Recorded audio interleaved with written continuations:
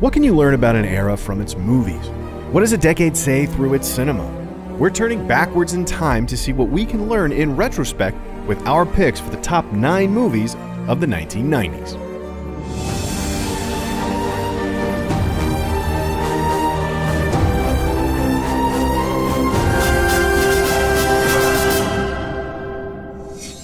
Kicking things off at number 9, we're starting as small as we can. And if you were a filmmaker, the 90s were a great time to be little. The decade saw dozens of filmmakers we now consider household names break their teeth on shoestring budgets in the newly emerging world of indie filmmaking. Richard Linklater bursts onto the scene with Slacker, Christopher Nolan self-funds following, Wes Anderson brings us Bottle Rocket right out of college, Robert Rodriguez debuts with his famously $7,000 El Mariachi, we get Gummo, and Trust, and Kicking and Screaming, and Pie, and Welcome to the Dollhouse, and, oh yeah, The Blair Witch Project. But if there's a favorite true indie to come out of the 90s, ours has to be Paul Thomas Anderson's debut, Hard 8. Okay, I'm gonna light a cigarette now, old-timer. See, the thing is, I like you, and I'm gonna light a cigarette, and I'm gonna let you have this time to place your bet before I finish lighting this cigarette, and then when I finish lighting, I'm just gonna roll and you. The way you look, I think you know what I'm saying, old-timer. I think you do. Jesus Christ, why don't you have some fun? Fun. Financed on the back of the success of PTA's short film Cigarettes and Coffee at Sundance, Hard 8 expanded on the concept in this old gambler with the past takes on a younger protege semi-thriller. And right from the jump, PTA is a 26-year-old freshman with an almost precocious taste. The characteristic PTA brilliances are all there. The way his camera moves, the way he handles dialogue, and the way he manages subtlety are all mature beyond Anderson's years, and a worthwhile showcase for the best the true indies had to offer. The 90s didn't just revolutionize filmmaking with a bunch of dudes taking out credit card loans in their bedrooms alone. A few small, agile companies sprung up that decided to bet that Hollywood was leaving money on the table and created a pipeline between obscurity and success that didn't previously exist. These were the mini-majors: Artisan Entertainment, Lionsgate, New Line Cinema, and Miramax. They got a hold of PTA and gave us Boogie Nights and Magnolia. They gave us Swingers, Deadman, Metropolitan, Menace to Society, Twin Peaks, American History X, Clerks, The Player, Shawshank Redemption, Before Sunrise, Good Will Hunting, and so many more. But nothing was as impactful, as unforgettable, and as iconically 90s as Quentin Tarantino's origin story in the form of Reservoir Dogs. Enough! You better start talking, asshole. Because we got shit we need to talk about. Okay, let's talk. Tarantino was all ready to make this film for $30,000 starring himself when Harvey Keitel called and helped him scrounge up $1.2 million, Tim Roth, Michael Madsen, and Steve Buscemi instead. And we're glad he did, because the film we ended up with is whip-smart, original as hell, and it quickly launched Tarantino into the stratosphere where he still takes up residence and stores his collection of disembodied feet. The narrative's freewheeling take on chronology set off a reevaluation of temporality in popular filmmaking, and the combination of massive critical and financial successes emboldened the mini-majors to continue supporting original cinema. If you're wondering what the hell Hollywood was doing while all these great movies were getting made, first, they were pivoting around their corporate structures to make their own Hollywood brand of indie film, with no sense of irony at all. But with the rest of their considerable dollars, they made a ton of science fiction-y blockbusters with their newest, hottest CGI powers that actually did a surprisingly good job rising to the level of originality pressuring them from below. From Terminator 2 to Men in Black, to Armageddon, to Independence Day. From Starship Troopers on the one hand to Jurassic Park on the complete opposite. Titanic became the biggest movie of all time, but there's something enduringly special about the Wachowskis' endlessly watchable The Matrix.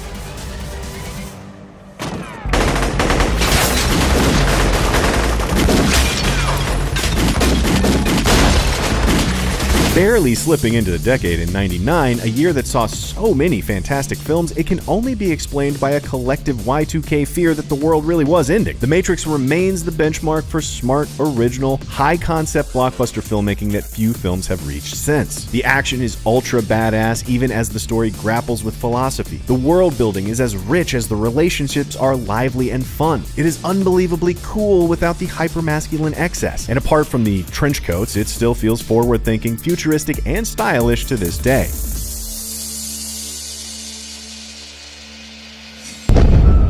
The 90s was a big decade on the animation front too. Disney made a big resurgence, churning out Mulan, Pocahontas, Beauty and the Beast, and especially The Lion King. And in their wake, other companies moved quickly to capitalize on the newly revitalized market. Computer animation emerges in the form of Toy Story, Ants, and A Bug's Life. Claymation has some uncharacteristically big hits, especially with The Nightmare Before Christmas. Japan is gearing up for an anime golden age with Princess Mononoke and Perfect Blue, and who can forget about Space Jam? But it was Warner Brothers' other answer to The Lion King that is our favorite of the decade in the form of The Iron Giant. Giant? Puka, you stay. I go.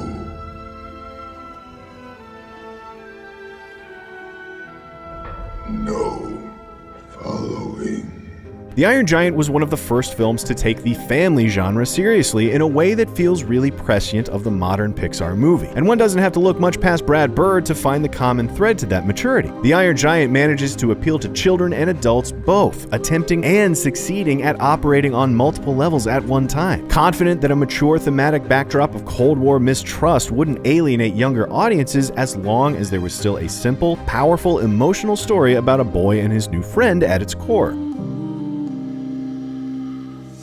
At the same time, but a whole lot less warm and fuzzy, the 90s saw an uptick in dark, simmering thrillers with a fresh run of neo-noir. With darker colors and brooding, shadowy postmodern violence around every corner, we'd like to say it had something to do with the Gulf War because it's a pretty vague answer that makes us sound cultured and smart. But it's probably just because Silence of the Lambs won Best Picture in 1991, and because the only way David Fincher stops the voices in his head from telling him to kill is by enacting their fantasies perfectly in his movies. And not to give it away early, because we sure do like listing 10 great movies only to veer off in the last second with a big however, but we're going with 7 on this one. In a decade filled with incredible films like The Fugitive, Primal Fear, The Sixth Sense, LA Confidential, The Usual Suspects, Eyes Wide Shut, Cape Fear, Heat, Fight Club, and The Game, it's still a pretty damn easy pick. What about these bruises up here? Well, I haven't figured that out yet. Gun pressed against his head? Pressed hard enough, sure. Yeah. Marks from the front side flush with the muzzle. Ladies and gentlemen, we have ourselves a homicide. Another New Line smash success, 7 drips with grimy style, even as it cuts with the sharp edge of classic Fincherian perfection. In his own words, what could have been a typical police procedural ends up more of a meditation on evil, which was probably a great opportunity for him to work out some of that aggression he felt towards the film industry after Alien 3. First presenting as an impossibly chilling serial killer whodunit, 7's investigation of deadly sin-inspired murders rips the rug out from under you as it upends the nature of its suspense, making a very solid argument for how knowing can actually be way scarier than not. In the 90s, the rest of the world was also having a landmark decade. Europe in particular makes a ton of great artsy films that fit right in with the indie revolution stateside, even though that's what they always do and have always done and isn't really any different than normal. Out of the UK, we get Trainspotting and Lock, Stock and Four Weddings and Ratcatcher. Out of Italy, we get Life is Beautiful. Out of Germany, we get Run Lola Run. Out of Spain, we get the spectacular All About My Mother. Out of Greece, we get a whole lot of great Angelopoulos. In Poland, Krzysztof Kieślowski makes 4 masterpieces in his best decade yet. In Hungary, Béla Tarr makes just 1, but it's Satin Tango, so it evens out. But it is in France where we find our pick, alongside such honorable mentions as La Belle Noiseuse, Delicatessen, and Beau Travail, 1995's La Haine. C'est l'histoire d'un homme qui tombe d'un immeuble de 50 étages. Le mec, au fur et à mesure de sa chute, il se répète sans cesse pour se rassurer. Jusqu'ici, tout va bien. Jusqu'ici, tout va bien. Jusqu'ici, tout va bien. Mais l'important, c'est pas la chute. C'est l'atterrissage. Like a French do the right thing, the film follows 3 young minority men over the course of 24 hours in a French housing project amidst a period of conflict between ethnic minorities and the police. You feel an impending doom lurking on the horizon for these young men, even though their mouths are bigger than their actual criminal appetites. A sense of bleak inevitability. But despite the circumstances and the brilliant black and white cinematography to match, the film crackles with youthful energy, from its actors on screen to its lively staging and camera work. The kids are all right. So far, so good. The tragedy, though, is that there's really only one place for them to land.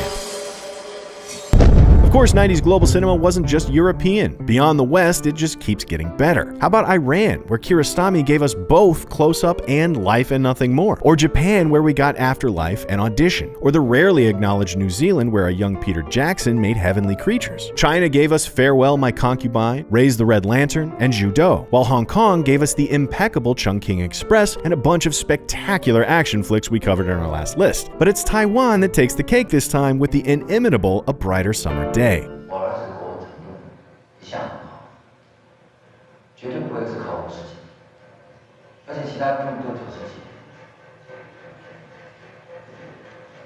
一定是阅片的时候有什么插曲。汪先生跟我们都是很好的朋友啦，他应该了解我们的做法，我们一定帮您查查看。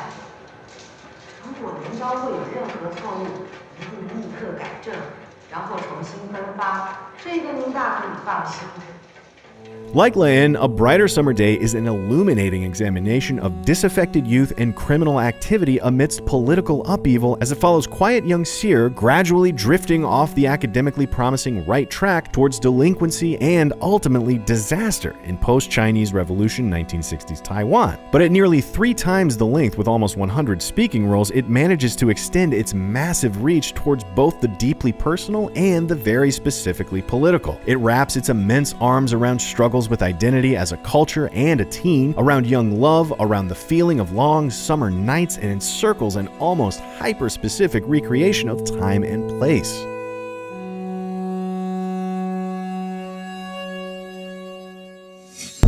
Rounding us out genre-wise, it's time for the big two, comedies and drama. So let's start funny. The 90s was absolutely dominated by Jim Carrey at his Jim Carreyest, peaking in his only sort of comedy but very fantastic Truman Show. The Coen brothers made their funniest stuff in this decade, including Fargo and The Big Lebowski, and African-American comedy broke through into the big time with movies like Friday and Don't Be a Menace. And we got Election, and Mrs. Doubtfire, and Rushmore, and Clueless, and Office Space, and Forrest Gump, and Wayne's World, and freaking Groundhog Day. But the magic of the decade's indie powers were working in overdrive when our number 2 pick, Being John Malkovich, was made.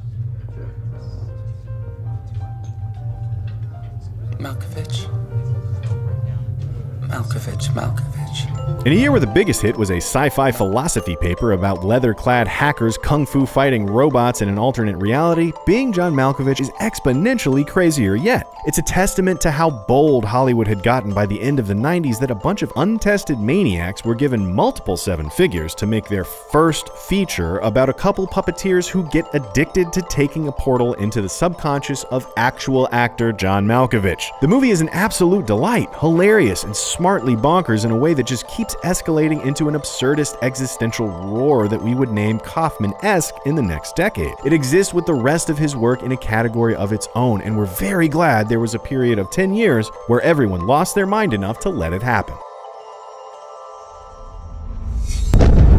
And finally, when we get right down to the number 1, it's important to remember that the best picture only ever goes to #serious dramas. Somebody made that rule once, and now we all have to follow it forever without questioning it or rocking the boat. So, what do you got, 1990s? Did you make us cry? Did you pull our heartstrings about the issues du jour?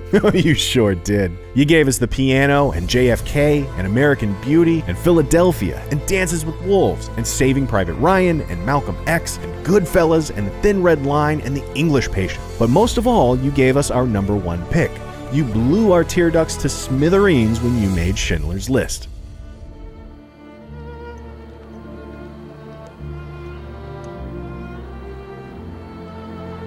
It's Hebrew from the Talmud. It says, whoever saves one life saves the world entire.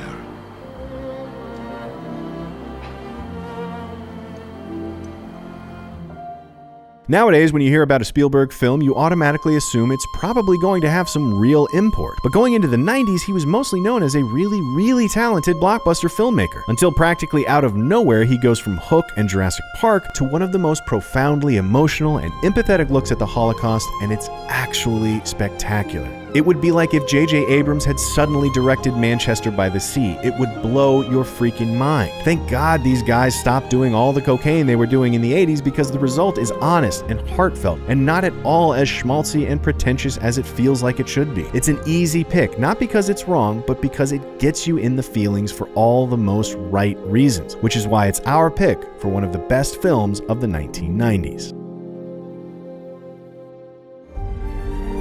So, what do you think? Disagree with any of our picks? Did we leave out any of your favorite 90s movies? How many movies can they make in 10 years? Let us know in the comments below, and be sure to subscribe for more Cinefix movie lists.